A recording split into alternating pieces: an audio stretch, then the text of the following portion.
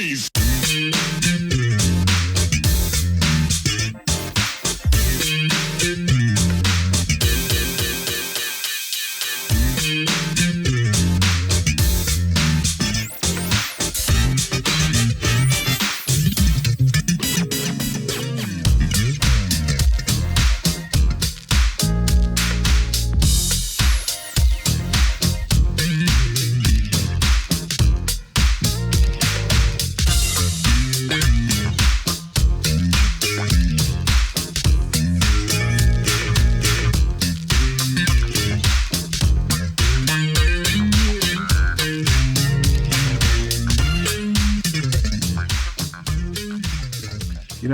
I wanted to go back to one pleasure track, the biggest hit, Glide. What was it like when you first kind of heard that groove back in the studio, and what can you share with us about making that track?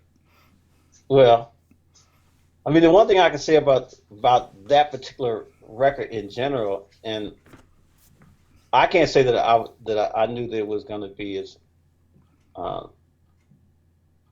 as big as what it turned out to be. But when I first heard it, when Nate first played it, and his bass part, you just knew right then that it was something special. Only based on how he put it together. Or you just heard it and say, wow, that's just so different. Just his whole concept of how he did it, right?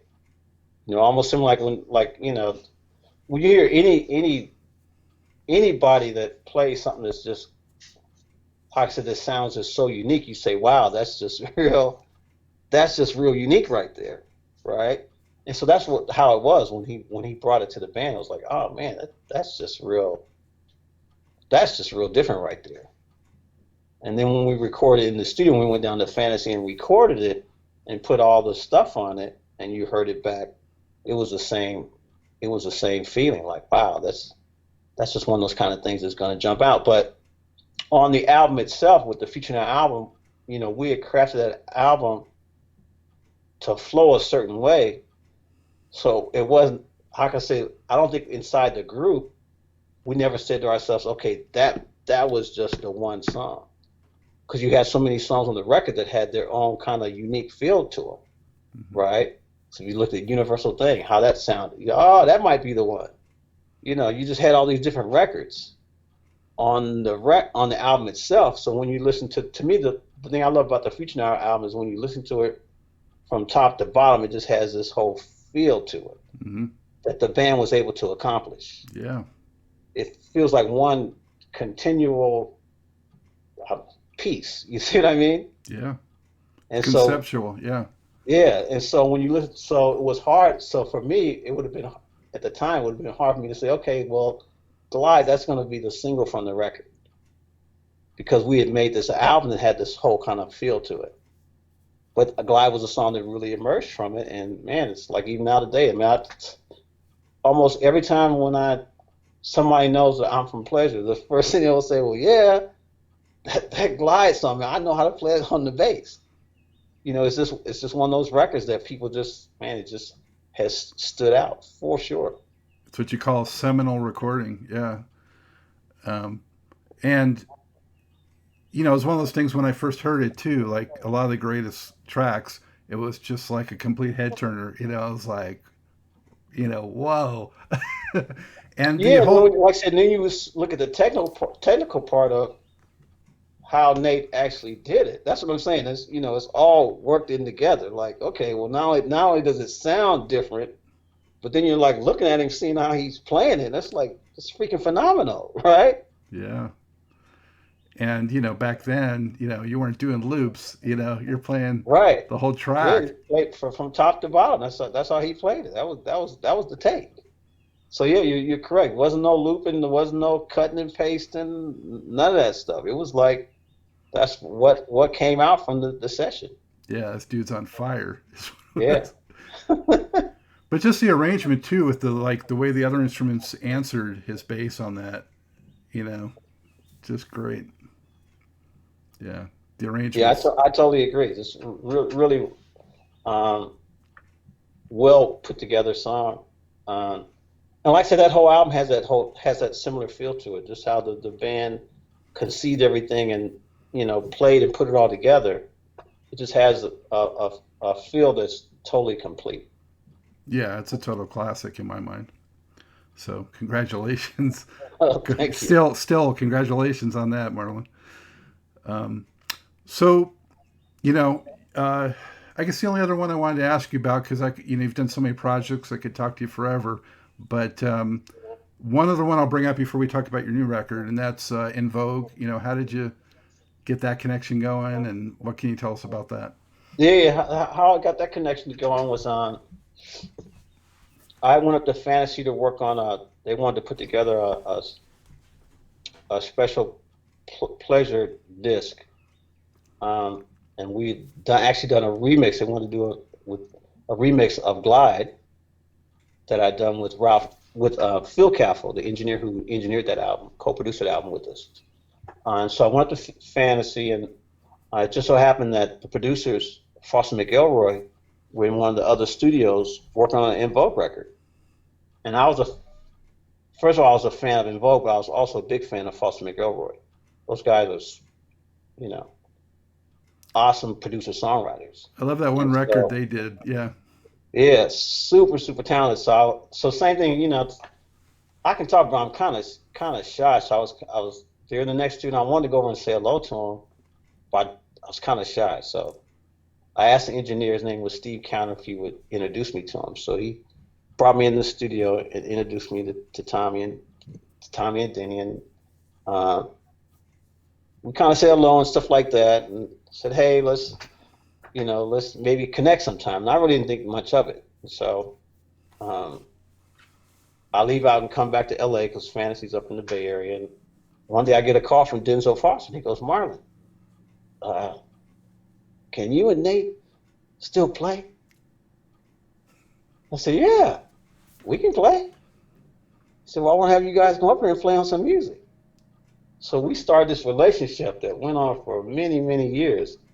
Nate and I flying back and forth from LA to the Bay Area, working on stuff that Foster McElroy was producing. And we literally, man, for a period, we literally played on everything that they were doing. Then we got the opportunity to write and uh, uh, work on some stuff in Vogue, whatever they were doing, whatever Foster McElroy was doing, they included us in it. It was so awesome because once they figured out we knew how to play, they said let's make music. So it was kind of like the perfect thing that could happen. The part of somebody not knowing that you could do something, but then they could figure out that you can still do something, and them not only respecting what you could do, but then saying, hey, let's put it into this other context, because obviously their approach to producing music was different from ours, but then we learned from each other. It was awesome. It was like an awesome relationship. I loved what they did because they were still keeping funk in there, but Oh, for sure. but it was contemporized. Yeah, they really knew how to put those other elements. And that's what I was talking about before. The part of how you stay relevant. You got to understand that we keep moving forward in time, right? And so, even though you might have done something great back in the day, that doesn't necessarily mean it's going to apply to where you are right now. And so, at that time, Foster McElroy, they just really knew how to put records together that fit that era, and they were great, and like I said, great people to work with too. And you got to meet the En Vogue girls. Yes, became really good friends with Terry Ellis. I'm still really good friends with Terry. Played on her solo record that she made. Like I said, awesome people to work with. And what are Foster McElroy doing today? I think for a while, Denzel Foster has been managing some people behind the scenes, some other producers, and then Thomas McElroy. They still have their studio up in the Bay Area. I think he runs a studio. I want to say he worked on the current Raphael Sadiq album Hmm. that just came out a little while back. But so yeah, he's staying active too. Good. I hope they do something together again. That would be good to see. Yeah, yeah, they're super talented guys. Yeah. Super talented guys. I felt like it was them and Teddy Riley, kind of. Right, right. That's true. That was that was an era of that sound and period that were going back and forth Yeah, between those two. You're totally correct. yeah. So, I actually got to work on some stuff with them that they was recording a song for Madonna. It never came out, but I got to work on that with them too. oh, Back in that same era. I bet you have a lot of stuff in the can, Marlon. Yeah, After all this time, yeah. Oh yeah, for sure. yeah. Um, so the new record, Funky Fridays. I've been watching you on Facebook, like so many others, for all this many months. Maybe it goes back a couple years now. But getting on there and brightening up people's Fridays with a little groove, and it's been so much fun to see it. Little did I know that you were. I don't know when you got the idea to actually do a project with it, but there is a project based on that. So tell us about that. Yeah. I have a new record, well, EP out called Funky Fridays Volume One. It's going to be a whole series that I'm going to do, and it really, literally started from me putting up guitar ideas, or just really, I literally would wake up on a Friday and say, "Hey, let me do something." And I'd put a beat on and just start playing guitar. So I would call it Funky Fridays, And I really did it just to have fun. There was no, like I said, no big thing in my head behind it, other than my love of picking up the guitar and playing something, right? And so I would just literally pick it up and just whatever came out, that's what came out, and that's what I would post. And so I started getting a lot of friends on Facebook that would hit me and say, "Hey, Marlon, man, you got to release the Funky Fridays record, man. Come on, what are you doing? I'm loving this jam." And so a year ago, I connected with my buddy Wiz. His name is Reginald Jones. He's a keyboardist in Atlanta. Plays with SOS Band and Johnny Gill and a bunch of people like that. And so um, I sent him one of my ideas, and we started going back and forth. And that's really what got me the real bug into saying, okay, now I got to actually do it. And so from his song, I started building all these other songs and created the EP. And I'm really excited about it. I think it's really it's got a really great feel, and like I said, it's all based on these Funky Friday ideas. So it's real organic. So there's 5 songs and 3 little interlude things, right? Correct. Yeah. And the songs, how many of those, or did all of them actually originate as something you first kind of hinted at? They all literally they've all originated from some idea that I posted as a Funky Friday idea. That's wild. Yeah, and all I've done was take the initial idea and then try to shape it out into a song, or just like a lot. Some I just said, okay, let me just have the actual snippet that I did and just put that out there. And when you do those things on video on Fridays that led up to this, how much thought went into those? Or just spontaneous, or Yeah, because I'm like I said, kind of how I look at what I do, because I believe it's just a part of what's coming out of me. So it wasn't a lot of thought of me saying, okay, well, I'm gonna sit up here for 10 or 15 minutes and jam and then turn on the camera. It was kind of like, okay, well, let me get a beat that I like to play to, get the beat going, and then turn on the camera. So whatever came out, that's what it was. reminds me of Prince lyric. I got grooves and grooves up on the shelves. I think you got a lot of grooves on those shelves, man. Yeah. And you know what? And the thing I like about it is that it's just natural, right? And that's why I talk about the reason why I love playing rhythm, because that part comes to me natural.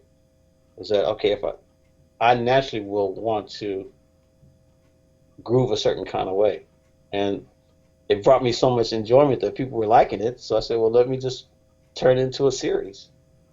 So if that hadn't happened, had you given thought to actually doing any new recordings? No, So this is kind of rekindled actually producing a record too, right? yeah, for sure. I would say I have one buddy in Minneapolis who literally started, texting me nonstop saying, "Marlon, you got to quit playing, man. You got to put a record out, right? You got to do a Funky Fridays." And like I said, and all that stuff really uh, compelled me to do it. Because for me, I've kind of been more into the uh, era right now of working with. I'm working with my niece who's putting out music. My niece Whitney McClain. I've been really helping her do her stuff. And then my son Martin II is putting out music. He goes by the name of Brando, and he's has some successful music out right now in the dance world. So I've really been focused on more family stuff like that, opposed to thinking of myself putting out music. I've been working with them. Yeah. So this really compelled me to do it. I was going to say there definitely is a family affair element even to your EP because Whitney's on there and also Celeste is A&R.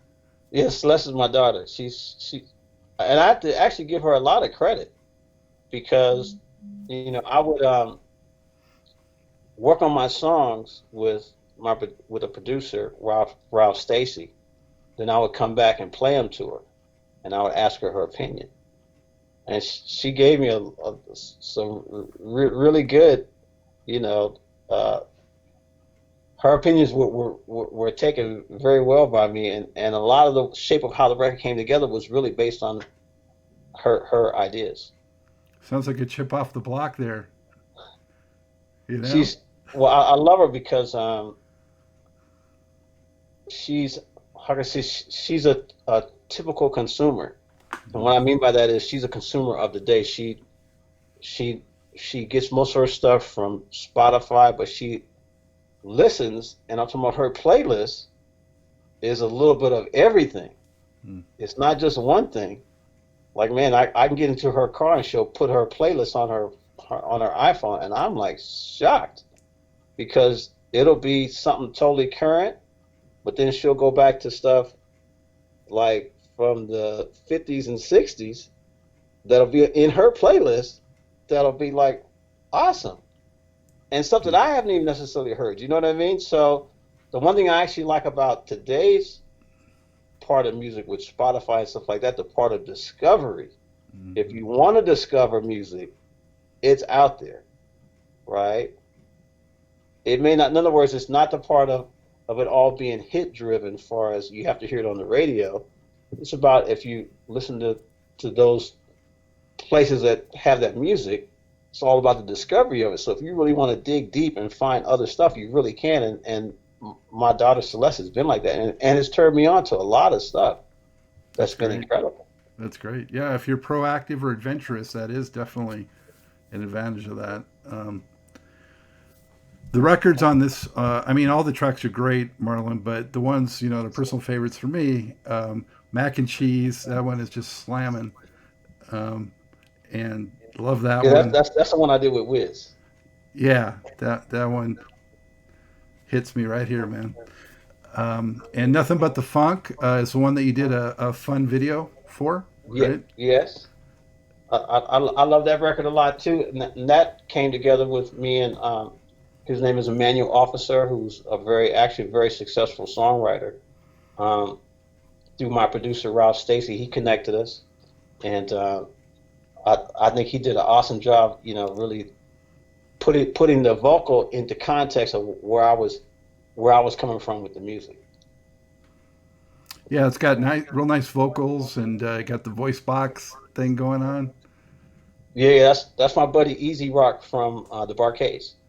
Ah, nice. And then I Think of You is a really nice mellow track. Um, got the Prince spelling with you there, I noticed. Uh, and then Say What, man, great bass on that one. Once again, it's I don't know if you know Al Turner. I don't, but I'd like to He's after somebody hearing you that. should know. He's an awesome bassist from Detroit. He plays with the artist Kim, and just he puts out his own solo bass records. He's phenomenal. How'd Really, you? really sweetheart of a guy too. You should look him up. I will. How'd you Yeah, connect with him? I connected with him many years ago. We were actually on a Tom Joyner cruise together, Oh, I was actually out there with with Charlie Wilson, and he was on there with Kim, and we met at a, a lot of times they have you got to eat in a certain section, or they put you in a certain section with people to eat, right, for dinner. And I met him and his wife. We just really bonded and just became super super friends. And from there, he asked me to play on a couple of his records, and I asked him to play on some stuff I was doing, and we just always just go back and forth with each other. nice. Awesome bass player, Yeah, in that's person. very cool on that track. And take your time. You got some real nice, tasty licks in on that one. Yeah, thank you, thank you. That's actually, you love the rhythm, but you got a little bit of lead on that one. Yeah, that's true. I let myself out a little bit on that song. And like I said, it was something I like things that just kind of come to me naturally. So that's what came out. Yeah. So this is volume one. I mean, how many of these? This could go on indefinitely, right? I mean, in theory. Yes, I mean I'm gonna start work on volume two probably in May. I already have recorded about three songs that'll go on volume two. Um, I've worked on some stuff. I mean, I'm not sure if it's gonna go on this or it might go on something that he's doing, but I've worked on some stuff with Bootsy that I'm excited about. Oh, Um, you and got me that'll probably be excited on now. what he's doing. But the, I'm starting to get excited about putting music out. Bootsy's last record, Worldwide Funk, is that, I think, that had some great. What really helped set that off to me was it had great rhythm playing on it by Keith from Sun, Keith Ch- Cheatham, or is that who that is? I'm I not sure think that's I his think last name. I think it's Cheatham. Yeah, but that rhythm guitar really helped set that off to me. So if you're doing anything, adding that rhythm, a lot of funk can be like really great and maybe not have any guitar. But when you Right. have that guitar in there, it takes it to a different level to me. They kind of how can I say rhythm guitar. No matter what it is, whether it's you're playing single note parts or playing straight rhythm. As far as like say for instance like a Nile Rodgers approach. Uh, to me, it kind of always helps to give you that extra glue to cement that pocket, so to speak. Hmm. Because in a lot of ways, the rhythm is, similar. Like when I was in Pleasure, I always loved playing with Bruce Carter because I love connecting with him in his hi hat patterns, and that's part of just playing the rhythm, playing inside the groove. So to me, funk is just like that. It's just you know executing on the patterns that make it be funky, Yeah, yeah, and the guitar helps that for sure. yeah. Anyone out there wanting to be truly funky, don't forget the rhythm guitar. Um, for you, Marlon, what makes funk so special overall? What does it mean to you? I guess funk to me is almost similar to how blues is to certain blues artists, and that is it's the natural part of how it makes you feel, right? So uh, a blues artist will say, blues it doesn't have to make me feel sad to play the blues. It makes me feel good, right? It doesn't make me feel sad. It makes me feel good because it's the emotion that's it captured me. So funk to me is that way. Same thing. It's just man when you hear it and you play it, it just makes you feel a certain kind of way. It's hard and it's hard to explain it in a lot of ways, but it really is that feeling that makes you say, "Oh wow, that's it." Yeah, I'm in the pocket. I'm in the groove. Like wow, and what's interesting about it is it doesn't have to be a lot. It could be so basic. The part could be so basic, but how it's all put together makes it feel like, wow, that is funky, right? mm-hmm. And so that's how I look at it. It's really just that feeling. Yeah, and I actually feel that way about both blues and funk. But yeah, um, Yeah, isn't that interesting about blues of how, a blues guy would tell you that, I can feel the blues, but it doesn't make me sad, no. right? I'm not sad because I like the blues. Yeah, it makes me feel a certain kind of way. And so that's what's coming out of you, right? Well, it just touches my soul, you know. So I mean, Right. it's like nothing else can. So um, for someone just looking to get into funk guitar playing, funk rhythm guitar, what are a couple like tips that you might offer? Well, my first tip is always been this way, and that is you first got to go to the root of it. And you have to start with James Brown, right? And what I mean by that is James Brown was able, with his band, to put that core part of how parts really work together. So whenever you listen to a James Brown record, if you really listen, right? And what I mean by that is a lot of guitar players will listen and play what they think they're hearing opposed to really listening to it.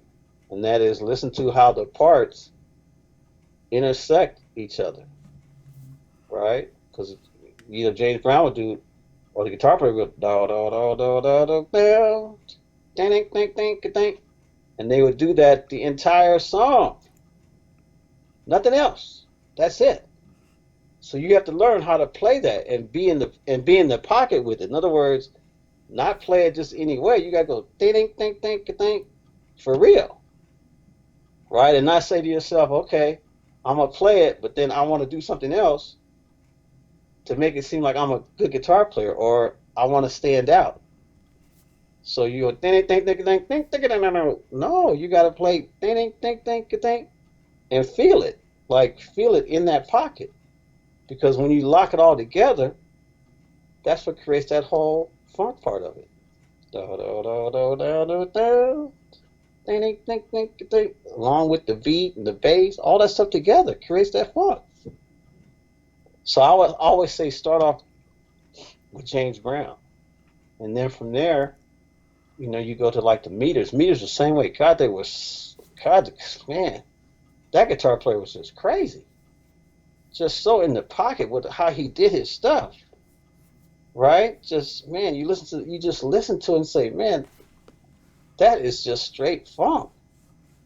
So I would go from the James Brown to the meters, and then obviously, once you move further up, you get to, obviously all players, that type of guitar parts were awesome.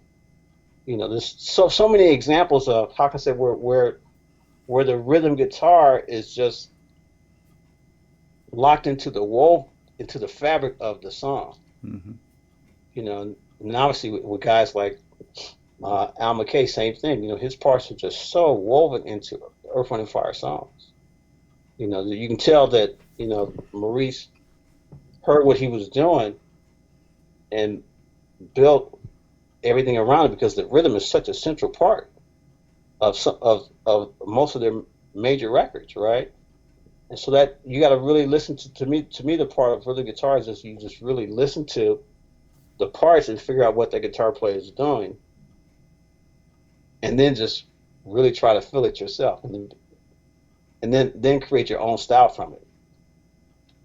Mm-hmm. There's a video. I'm sorry, same thing, but there's a few videos that Now Rogers has put out, and to me they're so informative in regards to talking about rhythm guitar, Okay. and he breaks it down so great. Where he'll say most people will think, based on hearing my guitar in a song, that I'm playing a bunch of chords. He said, but in reality, I like playing three note chords. But it's how I do that rhythm that creates that illusion to people that makes it sound like I'm playing more than what I'm actually playing. Mm-hmm. And people should really watch his videos because he just breaks it down so well. And when you hear him play it, you know, outside of just him with the guitar, man, you just man, you just see how funky he is. He's such a funky guitar player too. Yeah. And the part of understanding how the rhythm applies to the song, right? And he creates as a producer and as a songwriter, those same thing, those kind of parts. You say, wow, it's just freaking incredible. Good Times are prime example. Almost all the records that he's done where he's had major hits on it, guitar parts have been like the major driving part of the song. Oh yeah. Yeah. And his sound is so identifiable too. Oh, it's phenomenal. Yeah. He's one of those guys I've always seen. I've always wanted to meet him.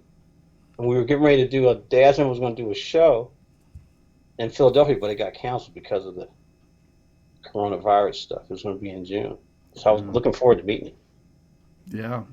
I hope to have him on sometime. When you get locked in a groove like that, though, so it's almost like it can be almost trance-like, right? I think so. Yeah. That's what it feels like for sure. Yeah. It's how can I say it's something that can just keep go on forever and forever because you just feel in the pocket. So for me, like I said, playing rhythm opposed to soloing, I can play the same chord, for an hour and I'm fine. If I'm feeling it, you know what I mean? In other words, if that's where the groove is taking me and everybody's in the pocket, because it just feels that good. Does fatigue start to ever set in though on like a really long track? No. No. No, like I said, there's something about how it makes you feel but that's the only way I can really express it. It just makes you feel good, so you just don't want to, you don't want to leave the pocket. Well, and that's infectious too. I mean, the listener can feel that from the player. Yeah, I think that's the reason why James Brown could have those songs that would go on for so long, right? Because they would go on forever. Yeah. And you never got bored of them. You didn't, right? No way. Is that part of how it made you feel? No, every time I would see, a longer version of one of his tracks that had not been released previously, it was like, all right, a longer one, let's have the Escape hour-long version, or. So, what would you say has been your single most prominent memory on stage performing? Was a show or an experience or meeting somebody, or what really stands out? Well, in 1999, the leader of the Dazz Band, Bobby Harris, and I had put together this thing called the United We Funk AllStars, and it was an idea that Bobby had that we were able to work really hard to put together, and we convinced bands like Function, Charlie Wilson, the Barcades, SOS Band, Dazz Band. Originally we had Rick James and Roger Troutman. Before they passed, they were going to be a part of it. And we had put together this thing called United We Funk AllStars, and we got Tom Joyner to sanction it and be the host of it. And so we toured around the country as United We Funk AllStars, and that was like one of the biggest, I could say one of the most biggest and funkiest extravaganzas I'd ever been a part of, only because we had all these guys together in one band. We had members of their bands and all the other bands as backing musicians, and you had the guys who were the leaders of their groups as the all-stars, all on one stage. So at one time we had maybe 21 people on stage, and the sound of it was just freaking phenomenal, because it was just so powerful, where you had, drummer, percussionist, 3 or 4 guitar players, 2 bass players, keyboardists, and I'm talking about all playing the lines together as one big huge, funk machine. You see what I mean? And it was in other words, it wasn't like it wasn't like just a bunch of noise. It was like we were playing the songs like those guys' records, but we were doubling up on the parts. So it was just like this whole kind of like massive rock funk that was incredible. And when people saw it, they just went bananas because it was really that powerful. So I would say that's the thing that always sticks out in my mind because we put it together and we toured, went around the country with it, and Tom Joyner was the host, and he would announce everybody and stuff. And man, there were some nights where you look out in the audience, and the audience was just going crazy because you were literally playing, how I said, the playlist of these acts that all had their own signature songs.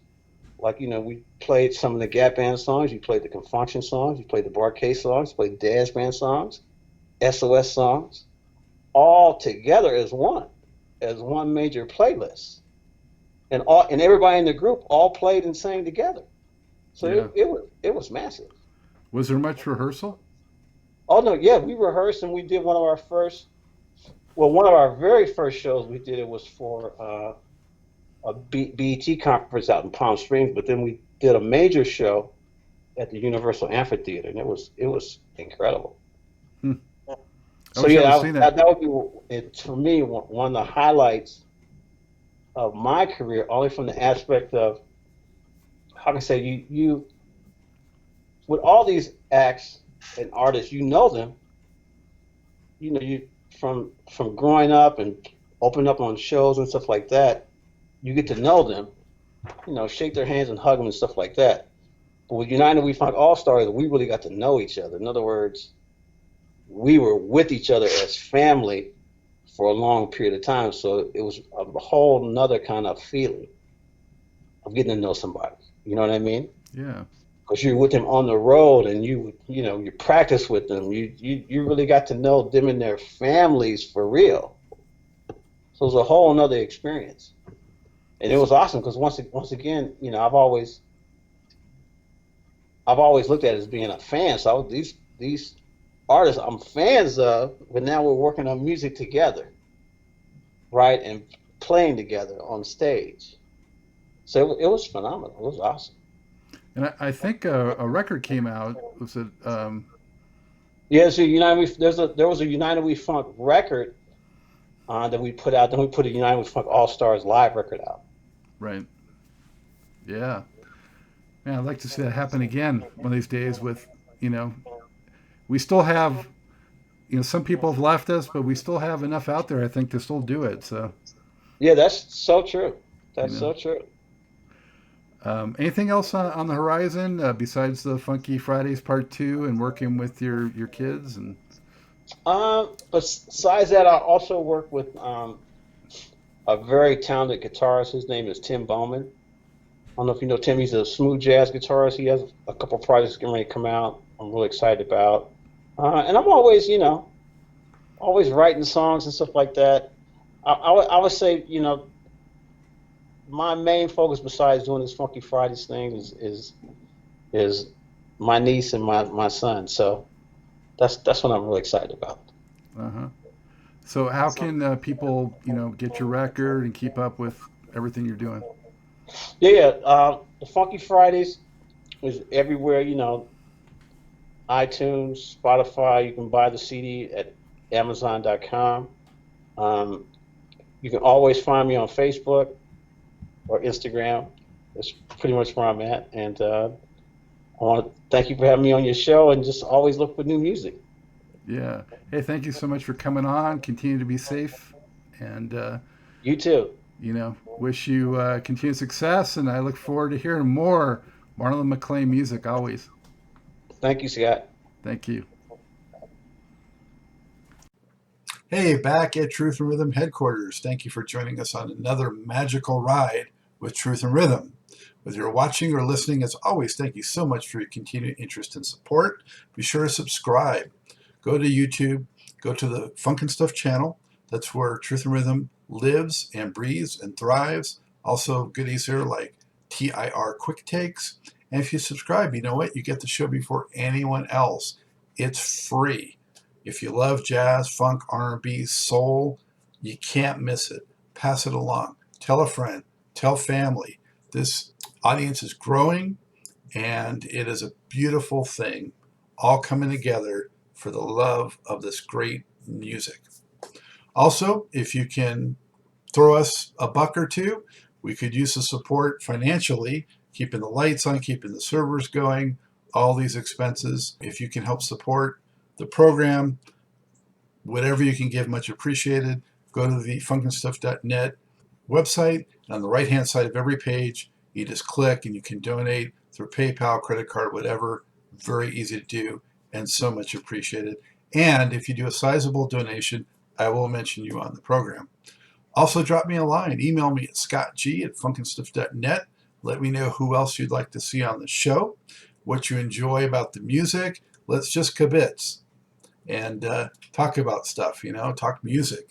You'll find that I respond very quickly, and I much enjoy the rapport and the camaraderie and the interaction.